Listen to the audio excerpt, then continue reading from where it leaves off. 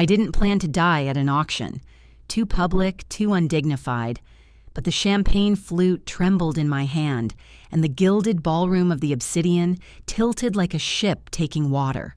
My emerald dress, bought on credit I'd never repay, suddenly felt like a spotlight. Wrong room, wrong crowd, wrong life for Winnifred Meyers, photographer turned investigative journalist turned hunted woman. 3 months running from Senator Blackwell's men had taught me to read rooms like weather patterns. I knew the texture of danger, could taste it metallic on my tongue. But this was different. This was the moment before lightning strikes, when the air goes electric and still. I'd come for one photograph, one piece of evidence to prove the senator's money laundering operation.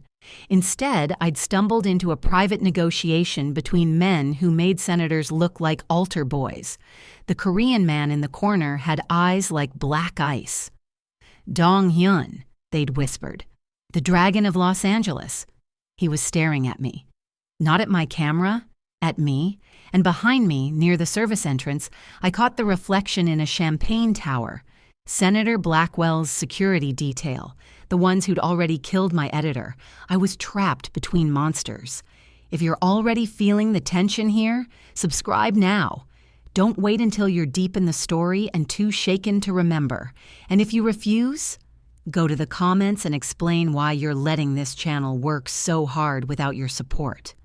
I moved toward the exit. 3 steps, maybe 4, before the room shifted. Blackwell's man reached for his jacket. My breath caught. After 3 months of motels and stolen meals, of sleeping with one eye open and a knife under my pillow, I'd finally run out of road. Then a hand closed around my wrist. Not rough, precise, like a chess player moving a critical piece. Dong-Hyun pulled me against him before I could process the movement. His body was a wall of expensive wool and controlled violence. His men materialized around us, a human fortress in tailored suits. He spoke in Korean to his lieutenant, never breaking eye contact with the Russian syndicate leader across the room. Then in English, loud enough to carry, "She is my property, my witness. Any movement against her is a declaration of war." The room froze. Blackwell's men stopped advancing. I should have felt relief. Instead, ice flooded my veins. He thought I was a spy, a plant, someone valuable. Dong-Hyun had just saved the wrong woman, the one every powerful man in California wanted dead, and now they'd assume I was working for him. The chase was over. The war had just begun. Listen, stories like this unfold fast. If you don't subscribe, you will miss the next twist. Hit subscribe now. And if you won't, tell us in the comments why you're choosing to be left behind. The penthouse smelled like money and violence. I stood in the center of Dong-Hyun's living room, if you could call a space the size of my old apartment complex a living room, and tried to map the exits. Floor-to-ceiling windows overlooking downtown LA. One elevator, keycard access, a single stairwell door, probably alarmed, no fire escape. Rich people never planned for burning. Sit. Dong-Hyun gestured to a leather sofa that probably cost more than my student loans. I remained standing. 3 months on the run had taught me that sitting made you slow, compliant, prey. His expression didn't change, but something flickered behind those dark eyes. Amusement, curiosity. I couldn't read him, and that terrified me more than Senator Blackwell's hit squad. "You think I'm a spy," I said. Not a question. "I think you're interesting."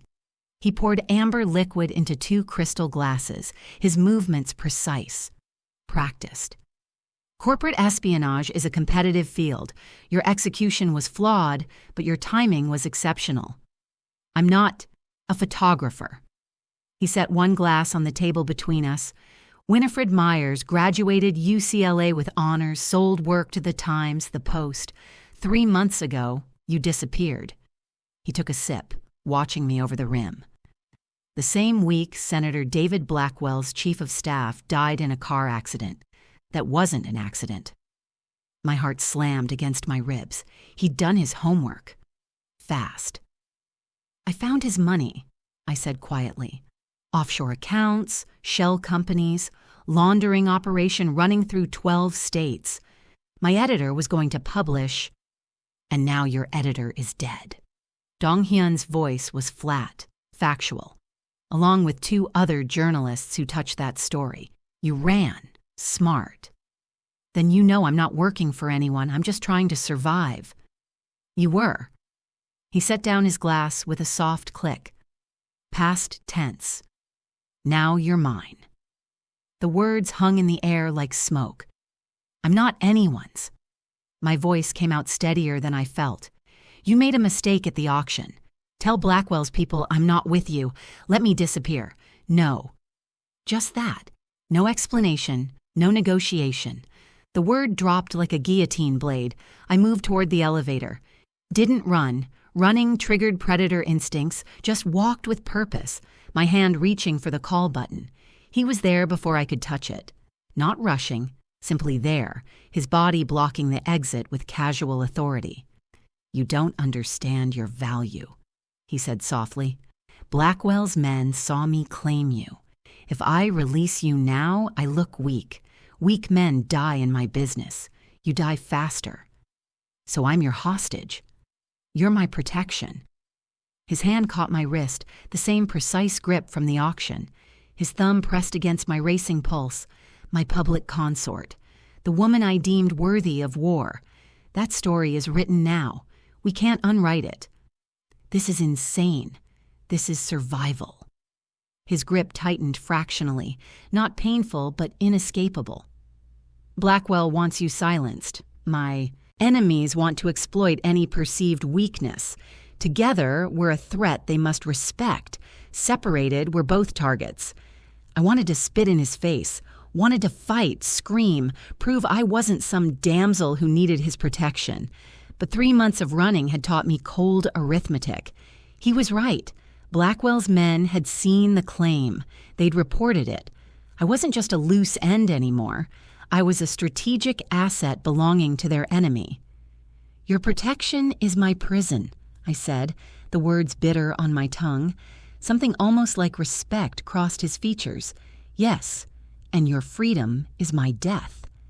He released my wrist, stepped back. Choose accordingly, Miss Meyers. I looked at the windows, at the city sprawling 40 floors below, glittering and indifferent. I'd run out of places to run. Where's my room? I asked. Dong-Hyun smiled. It didn't reach his eyes. Down the hall, second door. The lock is for your comfort, not your security. He returned to his drink.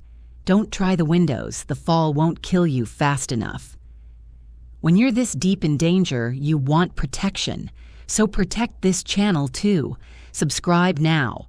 If you don't, go to the comments and admit why you're okay watching without ever giving back. The room was beautiful. That was the first insult. Silk sheets in dove gray, a bathroom with heated floors, a closet filled with clothes in exactly my size. Someone had measured me with their eyes at the auction and ordered a wardrobe before I'd even arrived. The violation of it crawled under my skin. I didn't sleep. Couldn't. Every creak of the building sounded like footsteps. Every shadow could hide a knife. At 3 a.m., I heard voices through the walls. Dong-Hyun speaking rapid Korean, his tone clipped and commanding. I pressed my ear to the door, catching fragments. My name. Journalist. Senator. Then a word I recognized from my ER rotation stories. Dangerous. By dawn, I'd cataloged 17 potential weapons in the room. A letter opener in the desk drawer, a heavy lamp base, the sharp edge of a broken picture frame I'd accidentally on purpose dropped. The knock at 7 a.m. was soft, almost apologetic. Miss Meyers. Breakfast. A woman's voice, accented but clear. I opened the door to find an older Korean woman holding a tray. She looked at me with eyes that had seen things, survived things. She set the tray on the desk without comment and left. Real food. Eggs, rice, banchan. My stomach cramped at the sight. I hadn't eaten a full meal in weeks. I made myself eat slowly. Couldn't afford to get sick. Dong-Hyun appeared at noon. No knock, just the quiet snick of a key in my lock. I was by the window, watching the city, planning escapes that wouldn't work. "You investigated me last night," he said, not angry, observing. "You investigated me first. Thoroughly." He held up a tablet. On the screen, my entire life. Student records, published articles, my editor's obituary, bank statements showing my descent into poverty. Winnifred Meyers, top of her journalism class, won the Livingston Prize for investigative reporting at 24, exposed a pharmaceutical company's illegal testing program, made powerful enemies even before Blackwell. My jaw tightened. "What's your point?" "You're not a victim. You're a weapon that doesn't know how to aim." He swiped to another image, Senator Blackwell shaking hands with a man in an expensive suit. "Recognize him?" I stepped closer despite myself. That's Park Jin-woo. He's on the Commerce Committee with Blackwell. He's also my uncle's biggest rival in Los Angeles, trying to absorb our territory, our operations. Dong-Hyun zoomed in on the photo's timestamp. "This was taken 6 weeks ago, the same day your editor died." My blood went cold. "You think they're connected?" "I think Blackwell's money laundering operation needs distribution channels. My uncle's rival needs political protection. You found evidence that threatens both of them." His eyes met mine, sharp and calculating.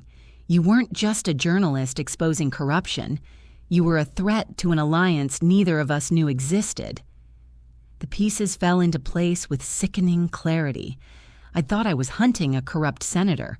I'd walked into the middle of a war. "Blackwell issued the order last night," Dong-Hyun continued, his voice flat. "Double black, military terminology. Eliminate the target and anyone protecting them. He wants us both dead, Miss Meyers. You for what you know, me for claiming you." "Then let me go. Tell him you were wrong about me. He won't believe it, and Park Jin-woo certainly won't." He turned off the tablet. "They think you're my intelligence asset now, my secret weapon, the journalist who can expose them both." A pause. "They're not entirely wrong." I wanted to argue, to insist I was nobody's asset, but his logic was airtight. I'd stopped being just Winnifred Meyers the moment he'd grabbed my wrist at the auction. "How long until they come?" I asked quietly. "They're already here. Park's men are watching the building. Blackwell's people are watching them." He moved toward the door. "Which is why you're staying exactly where you are. My protection isn't charity, it's strategy." "And what am I in this strategy?" He looked back, something unreadable in his expression. "That depends entirely on you." The door closed, the lock clicked. I was a prisoner in a gilded cage, caught between monsters who wanted me dead and a man who saw me as a chess piece. I picked up the tablet he'd left behind, careless or calculated, and started reading everything about Park Jin-woo. If I was going to be a weapon, I'd damn well learn how to aim. The package arrived on day 4. I'd fallen into a rhythm. Wake, catalog escape routes that wouldn't work, eat breakfast brought by the silent woman, research Park Jin-woo on the tablet Dong-Hyun had carelessly left behind. The penthouse was a cage, but it was lined with information. The package came during lunch, a slim manila envelope hand-delivered to the building's front desk. The woman, I'd learned her name was Mrs. Cho, brought it up with my meal, her face carefully neutral. No return address, just my name in familiar block letters. My hands shook as I opened it. A single photograph, me, 3 days ago, standing at the penthouse window. The angle was from another building, maybe 2 blocks away. Professional equipment, long lens. On the back, written in the same block letters, "We see you. Come home. Home." That's what they'd called the senator's operation. The circle of handlers, fixers, and killers who cleaned up his messes. They wanted me back in their control, silenced permanently under the guise of protection. I dropped the photo like it burned. They'd found me.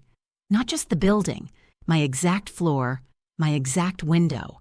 While Dong-Hyun's men watched Park's men who watched Blackwell's people, someone had gotten a clear shot, Not with a bullet, yet. I needed to think, needed to move.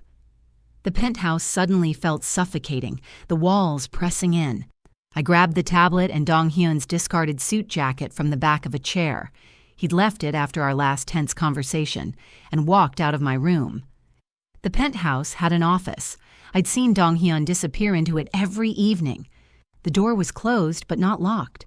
Arrogant or testing me? Maybe both. I slipped inside. The office was all dark wood and leather, monitors showing security feeds from a dozen locations.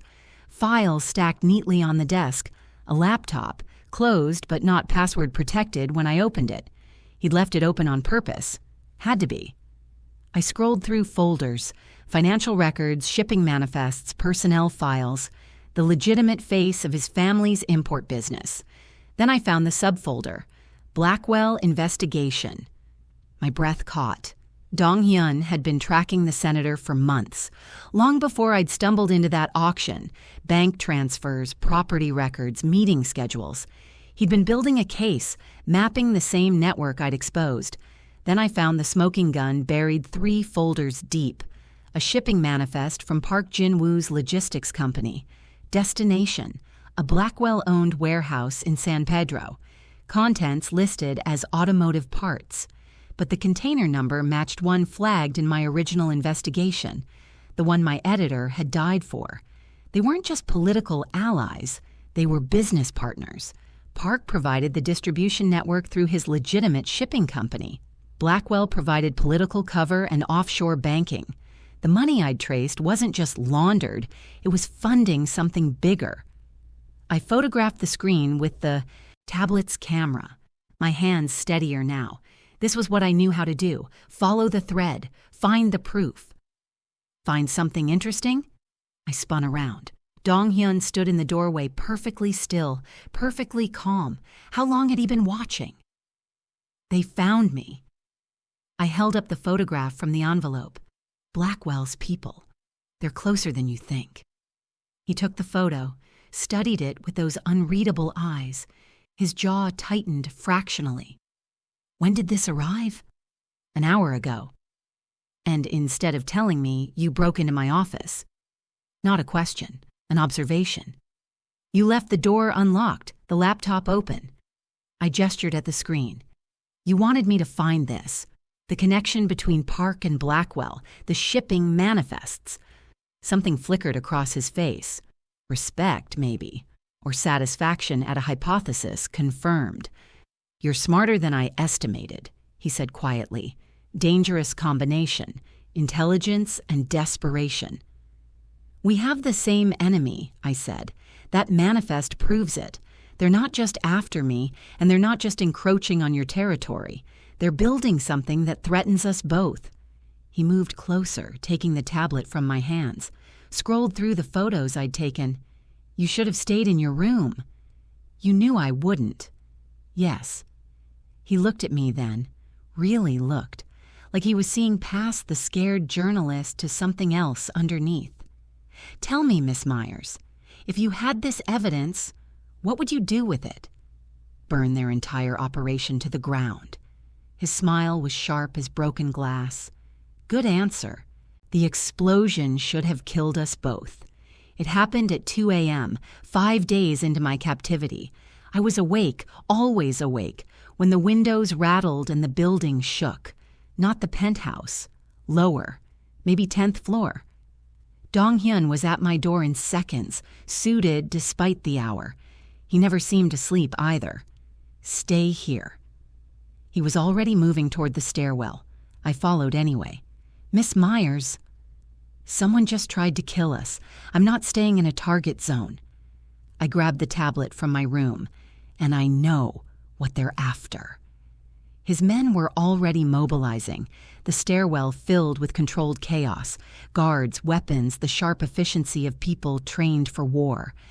Dong-Hyun spoke rapid Korean into his phone, his face carved from ice. The 10th floor was a smoking ruin, not Dong-Hyun's property, a law office that shared the building. The blast had been contained but deliberate, a message, not a murder attempt. Yet. Park's signature. one of Dong-Hyun's lieutenants said in English. For my benefit, maybe. Small yield, precise placement. Warning shot. No. I pulled up the building directory on the tablet. That law firm handles maritime shipping disputes. 3 months ago, they filed a lawsuit against one of Park's subsidiary companies. I showed Dong-Hyun the screen. The case was sealed, but I found the filing in your investigation folder. Park wasn't warning you, he was cleaning up his own exposure. Dong-Hyun took the tablet, scrolled through the information. His eyes narrowed. The lawsuit cites suspicious cargo manifests, the same containers you found. They're eliminating evidence. The law firm, the lawyers who've seen the documents. I stopped, cold realization flooding through me.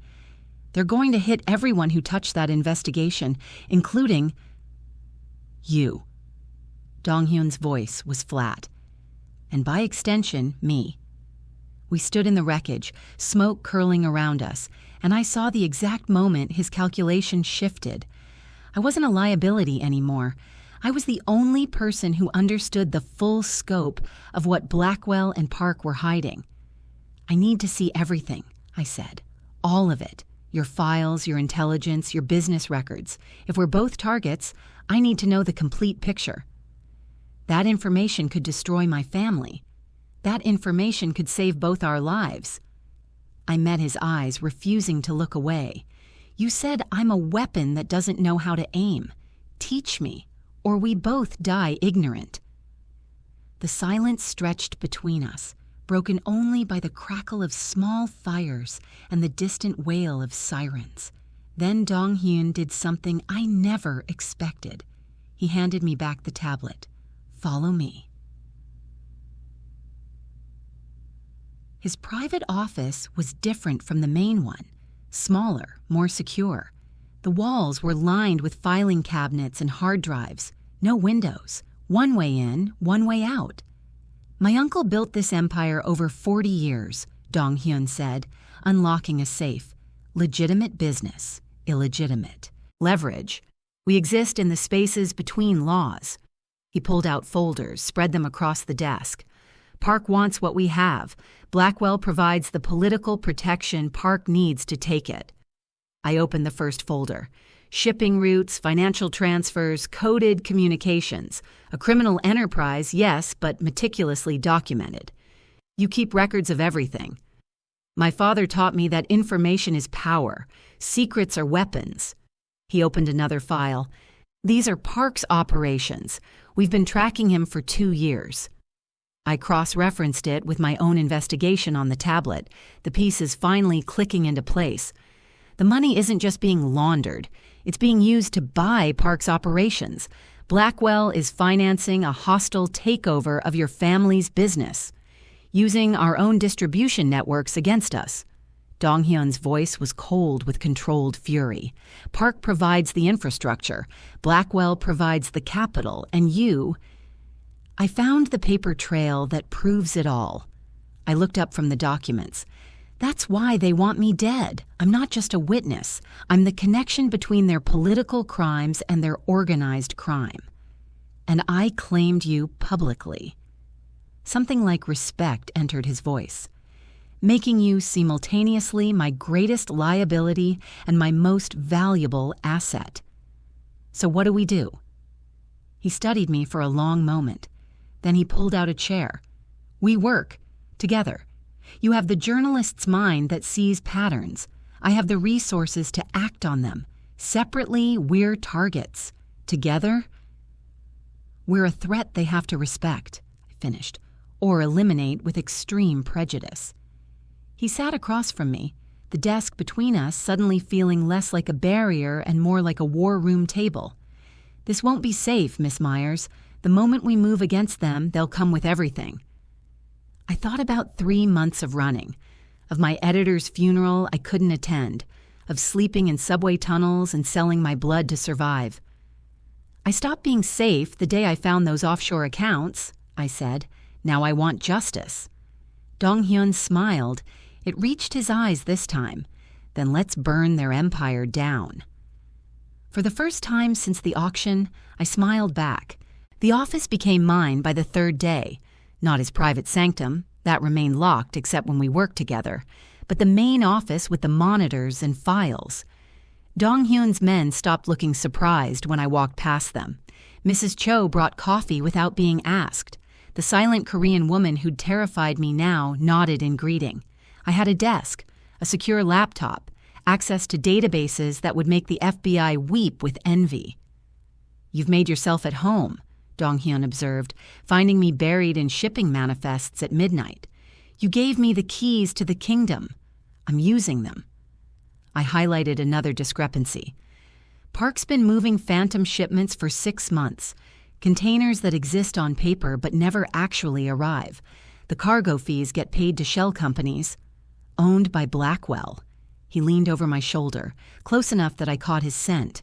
Cedar and something darker. He's not just laundering money, he's creating it. Invoicing for shipments that never happen. The perfect crime. I pulled up another file. But he got greedy. Used real container numbers from Park's legitimate operations. That's how I found the pattern initially. Dong-Hyun's hand came to rest on the desk beside mine. Not touching, but close. You see things others miss. I'm a journalist. It's what I'm trained to do. I glanced up at him. You see things too. Different things. Strategic things. My father used to say that war is chess, but with bleeding pieces. His voice was quiet, almost introspective. You have to know which pieces you can sacrifice and which ones you protect at all costs. And which am I? He smiled, sharp and dangerous. You're the queen, Miss Meyers, the most powerful piece on the board, the one I'll burn the entire game to protect. Something in my chest tightened. Not fear, something infinitely more dangerous. The shift happened gradually, then all at once. Dong-Hyun started eating breakfast with me, discussing strategy, yes, but also asking about my life before, my journalism awards, why I'd chosen investigative work, what drove me to chase stories that made powerful people uncomfortable. Justice, I told him over coffee one morning. Someone has to speak for people who can't speak for themselves. Noble. He didn't sound mocking. Dangerous, but noble. Says the crime lord. I never claimed to be noble. He poured more coffee into my cup, the gesture unexpectedly intimate. Just effective. His men started deferring to me. Not obviously. Dong-Hyun's organization was too disciplined for obvious, but in small ways, waiting for my input before moving on plans, asking my opinion on intelligence reports. One lieutenant, Min Jun, actually called me ma'am. They respect you, I said to Dong-Hyun that evening. They respect what I respect. He was standing at the window looking out over the city he controlled. You've proven yourself valuable. In my world, value equals power. Is that all I am? Valuable? He turned, and the look in his eyes made my breath catch. No. One word. But it carried the weight of everything unspoken between us. It happened on the 10th night. I was working late, correlating Park's shipping routes with Blackwell's political schedule, when Dong-Hyun appeared with 2 glasses of whiskey.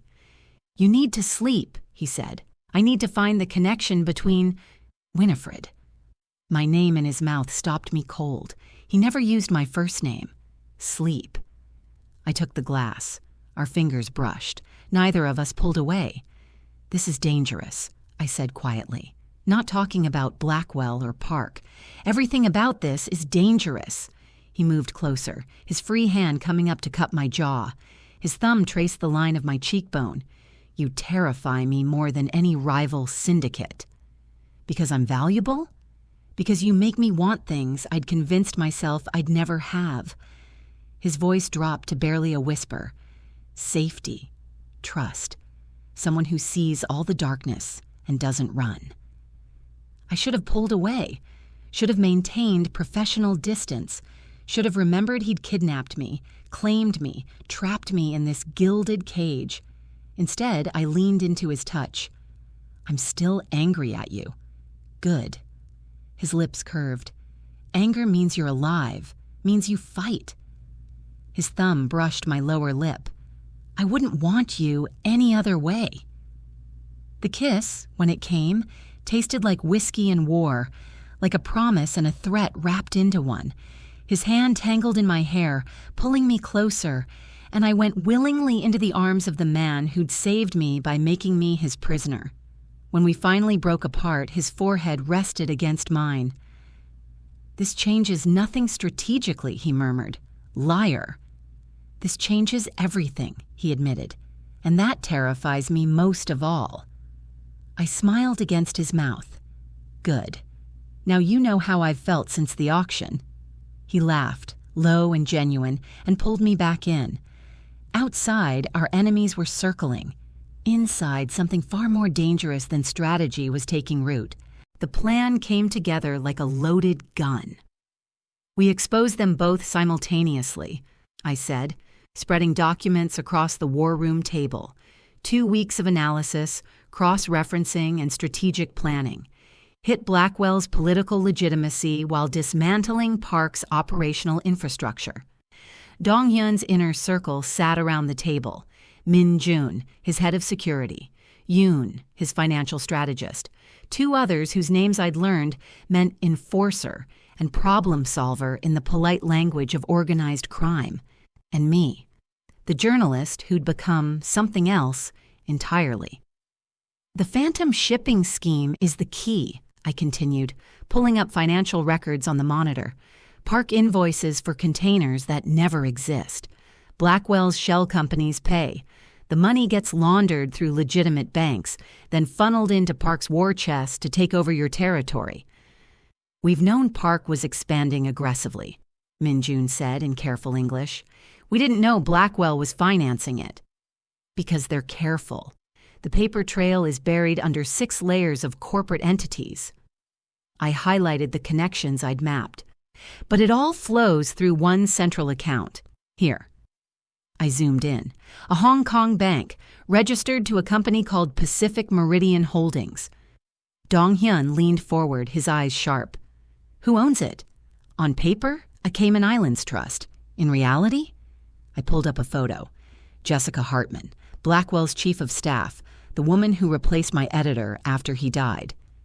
The room went silent. "She's not just his political fixer," Yoon said quietly. "She's his operational partner. And Park's." I brought up surveillance photos Dong-Hyun's people had taken.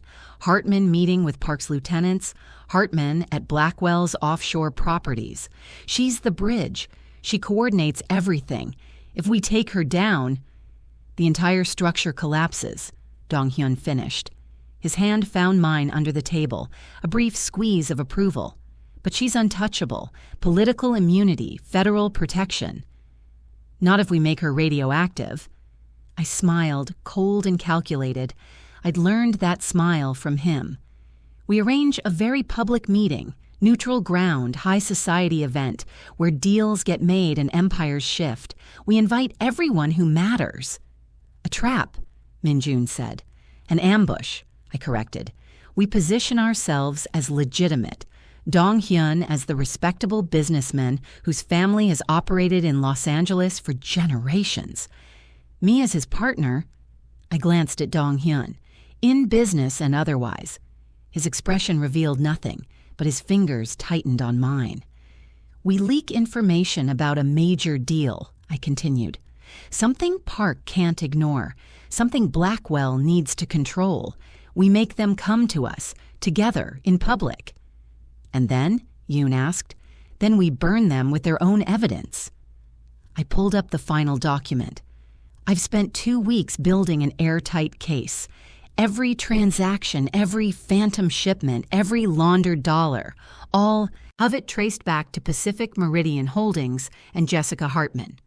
You want to expose a sitting senator and a crime boss at a charity gala," one of the enforcers said, his tone caught between respect and disbelief. "I want to destroy them where they live, in the court of public opinion and federal jurisdiction." I looked around the table. Blackwell's power comes from his political image. Park's power comes from operating in shadows. We drag them both into the light, make them targets for law enforcement and their own organizations simultaneously. Dong-Hyun stood, pulling me up with him. "Gentlemen, Miss Meyers has outlined our strategy. Min-Jun, arrange the venue. Yoon, prepare the financial documentation for federal authorities. Make sure it's anonymous but irrefutable." His men rose, already moving with purpose. When we were alone, Dong-Hyun turned to me. "This plan puts you directly in their crosshairs." "I've been in their crosshairs since I found those offshore accounts." "This is different. This is deliberate exposure." His hands came to my waist, pulling me close. "If anything goes wrong, it won't." I touched his face, feeling the tension in his jaw. "We've planned for every contingency. Your men are the best, and I'm not the scared journalist they've been hunting anymore." "No." His eyes searched mine. "You're something far more dangerous. My partner. My equal." He paused. "My everything." The words landed like a physical touch. "Dong-Hyun, I'm introducing you to my family tonight. My uncle, my cousins, the inner circle who control everything." He said it like a declaration of war and a wedding vow combined. "They need to understand that you're not my consort or my asset. You're my undisputed partner. What hurts you hurts me. What threatens you threatens us all." I swallowed hard. "That's a hell of a commitment." "You've earned it." His forehead touched mine. "You've stood beside me, fought beside me. You've become the person I trust most in this world."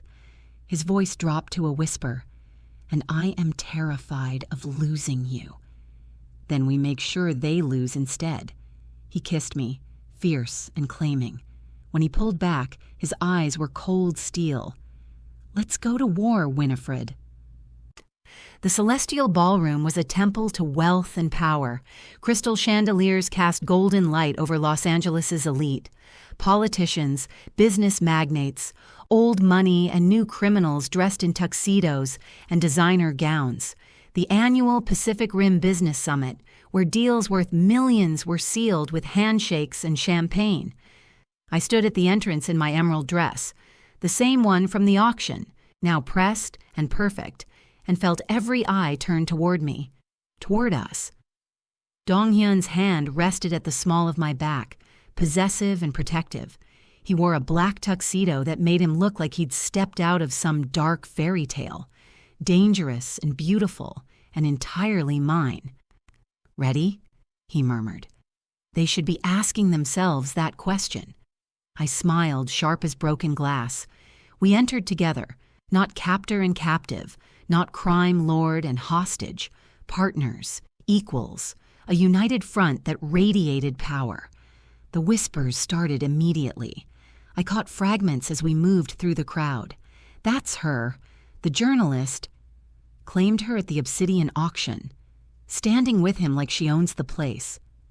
I did own the place, or at least I owned this moment.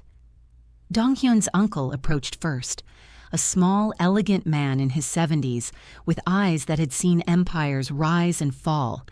He studied me with the intensity of someone appraising a weapon.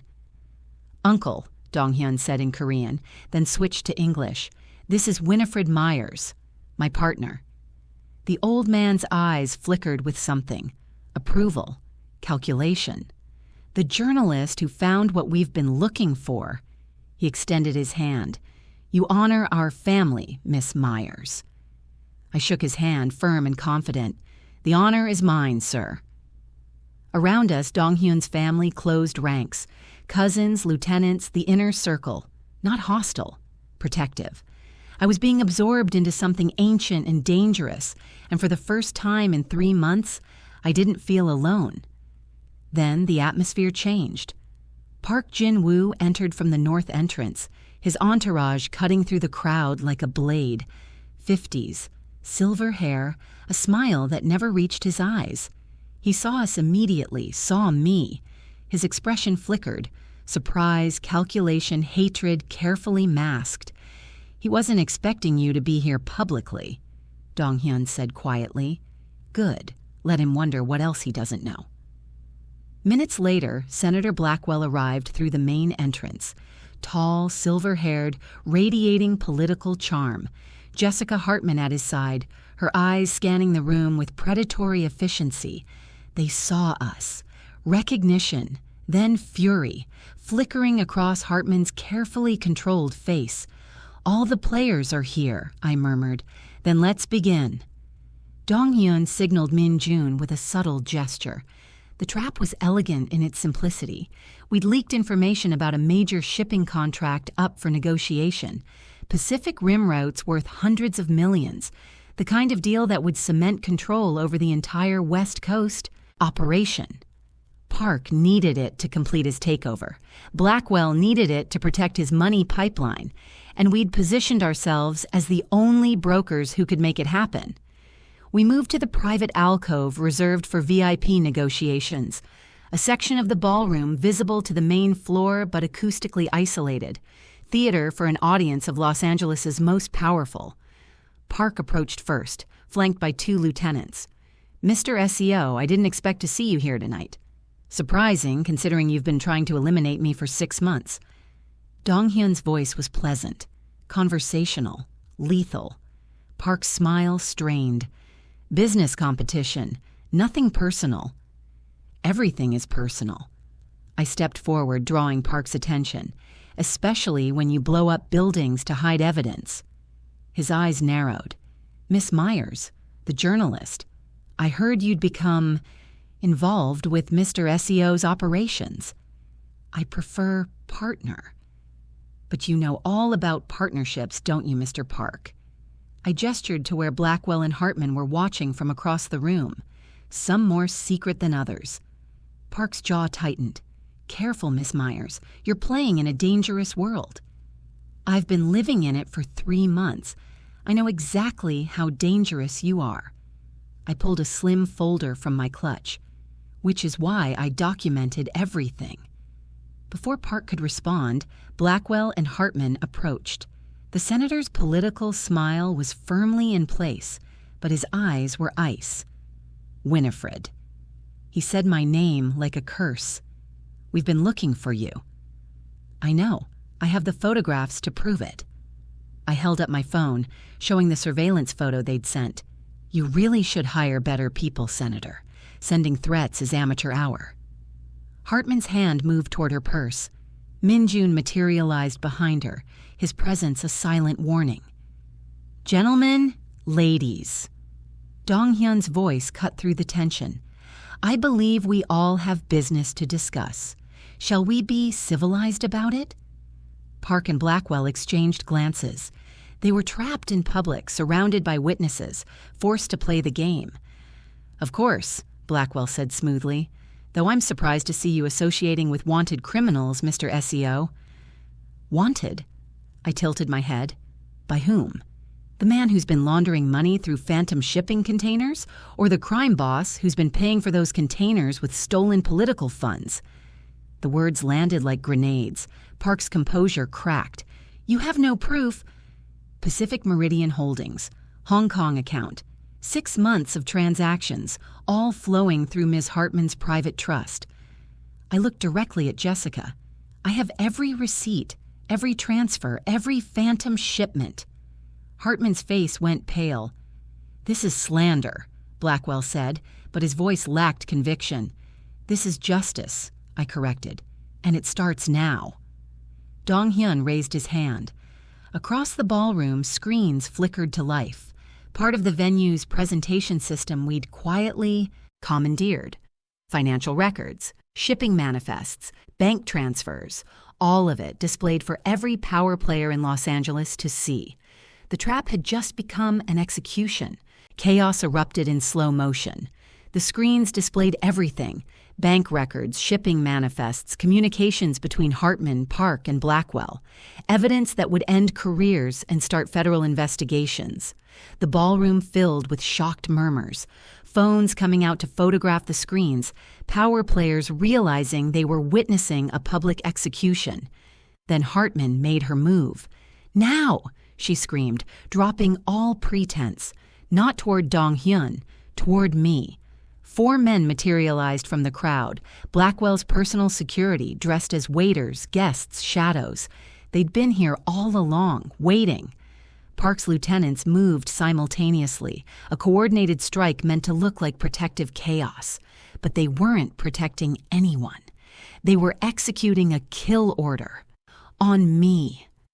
Dong-Hyun's body slammed into mine, driving us both behind a marble pillar as gunfire cracked through the ballroom. Not loud, not dramatic, suppressed weapons designed for quick, quiet kills in crowded spaces. The chandeliers shattered, raining crystal like deadly snow. Screaming, running. The elite of Los Angeles scrambling for exits as their carefully constructed world of civility dissolved into violence. Min-jun and Dong-Hyun's men returned fire, creating a defensive perimeter. But we were outnumbered. Park had brought an army disguised as guests. "They're not here for the evidence," I gasped against Dong-Hyun's chest. "They're here for me. They always were." "I know." His voice was granite. "That's why we planned for this." He pulled me toward the service corridor, his men forming a shield. Bullets sparked off marble, shattered glasses, tore through expensive fabric and flesh. One of our men went down, then another. We reached the corridor. Dong-Hyun shoved me toward the exit. "Go, Min-jun will—" "No." I grabbed his arm. "This only works if we finish it together. Winnifred, trust me." I pulled the phone from my clutch, the one loaded with everything we'd prepared.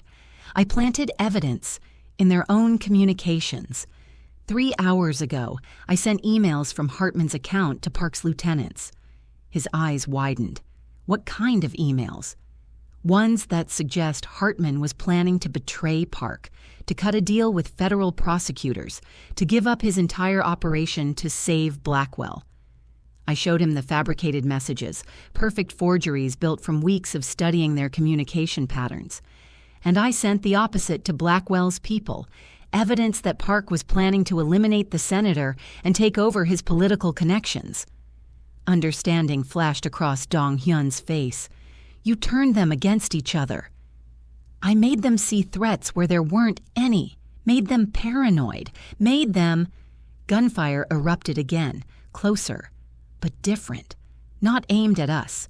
Park's men were shooting at Blackwell's security. Blackwell's men were returning fire. The alliance was fracturing in real time, each side convinced the other had betrayed them. "You magnificent, terrifying woman," Dong-Hyun breathed. "I learned from the best."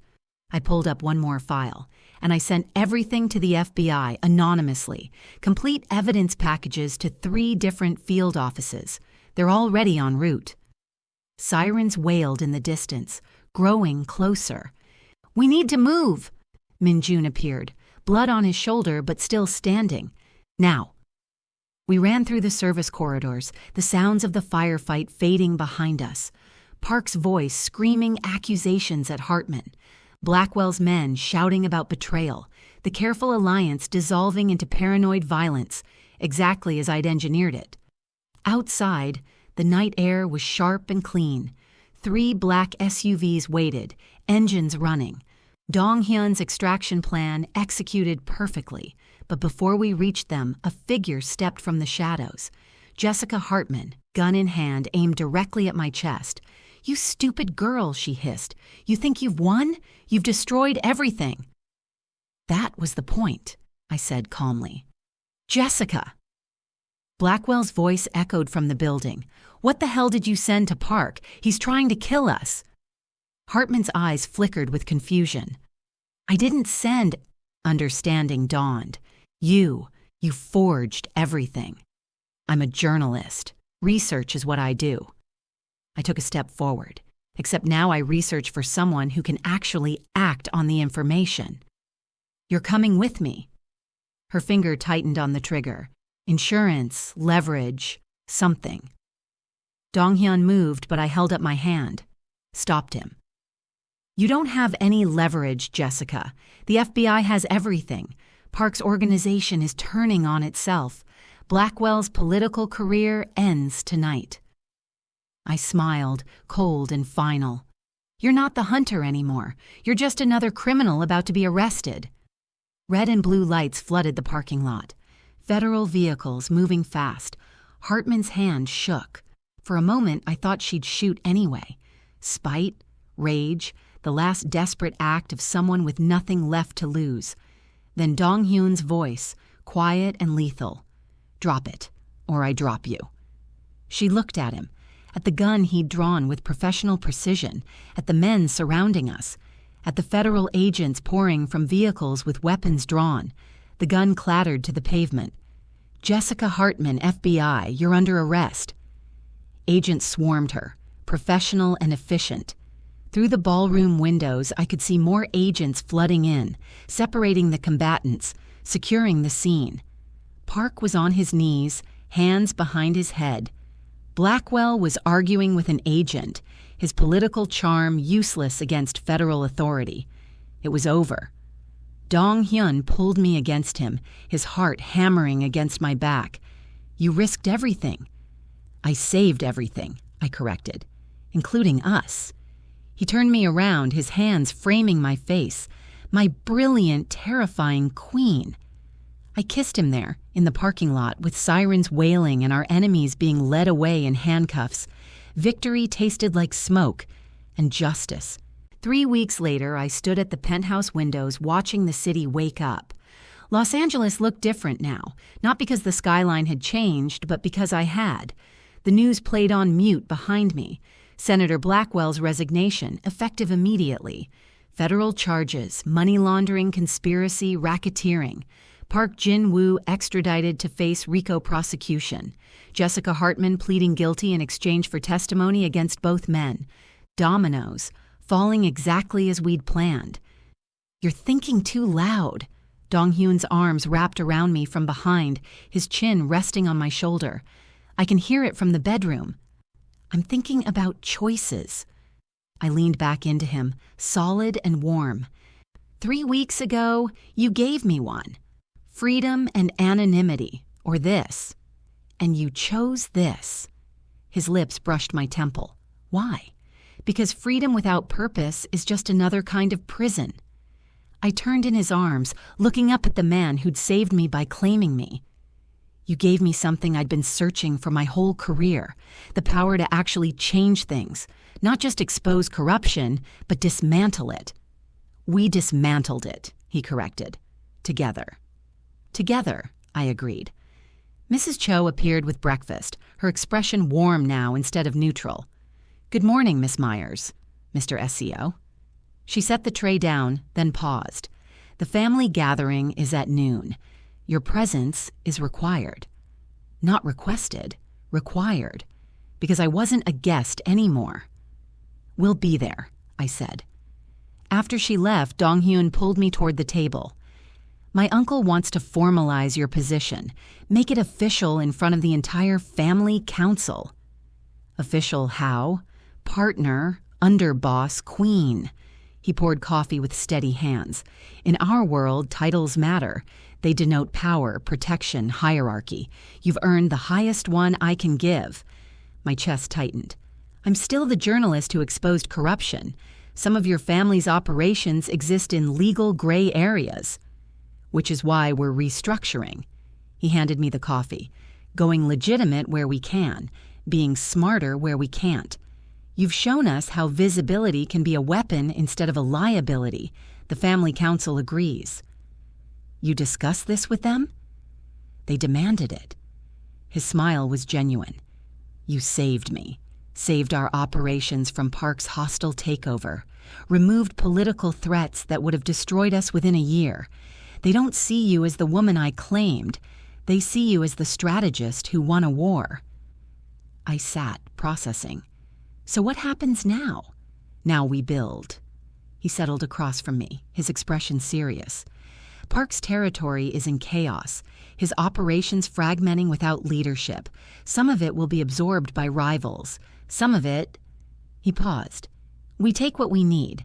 The legitimate shipping operations, the political connections that aren't corrupt. We turn his criminal empire into our legitimate expansion. Using everything I documented. Using everything we documented." His hand found mine, across the table. "You're not my asset, Winnifred. You're my partner. Equal stake, equal say, equal danger." "An equal reward?" His smile turned predatory. "Always." The family gathering was held in his uncle's estate, a sprawling compound in the Hollywood Hills. Dozens of people, cousins, lieutenants, business associates, the invisible network that made Dong-Hyun's empire function. I wore black this time, tailored, elegant, armor disguised as fashion. Dong-Hyun beside me in matching darkness, our presentation deliberate. Power couple, partners in crime and legitimacy. His uncle stood at the head of the long table, the patriarchal authority of 4 decades radiating from his small frame. The room fell silent as we entered. "Winnifred Meyers," he said in careful English, "3 months ago you were hunted. 2 months ago you were claimed. Today you stand as family." The room waited.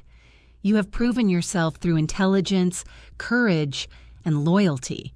You have protected our interests and expanded our influence. You have earned your place not through blood, but through blood spilled on our behalf." He gestured to the empty chair beside Dong-Hyun's. "Take your seat. Take your title. Take your power." I walked forward, feeling every eye on me, sat in the chair that meant I was no longer an outsider. "This family recognizes Winnifred Meyers as partner and queen," the old man declared. "What threatens her threatens us all. What honors her honors this family. Who speaks against this?" Silence, not hostile, accepting. "Then it is done." He raised his glass. "To the queen who chose to stay." The room echoed the toast. Glasses rising, voices joining, acceptance wrapping around me like a cloak. Dong-Hyun's hand found mine under the table, squeezed once. Pride and possession and something deeper. Love, maybe, in the only way men like him knew how to show it. That night, back at the penthouse, I stood at the windows again. The city sprawled beneath us, glittering and dark, beautiful and dangerous. "Regrets?" Dong-Hyun asked, joining me with 2 glasses of whiskey. "None." I took the glass, clinked it against his. "I spent my whole life chasing justice through newspapers and articles. Now I have the power to create it directly. Through criminal enterprises and morally ambiguous partnerships. Through strategic alliances and calculated risks." I smiled. "Semantics." He laughed, low and warm. "My brilliant, uncompromising queen." "Your partner," I corrected. "In everything." "In everything," he agreed, pulling me close. Below us, Los Angeles hummed with life. Above us, the future stretched infinite and dangerous. I'd stopped running, stopped hiding, stopped being the scared journalist who thought exposing truth was enough. Now I was something else, something powerful and dark and unafraid. The journalist was gone. The queen had arrived, and together we'd build an empire on loyalty, strategy, and the kind of love that survived war. If this story kept, you hear until the very end, then you owe this channel a subscription. Hit subscribe now. Don't be the one who takes without supporting. And if you still refuse, go to the comments and tell us why. We'll be waiting.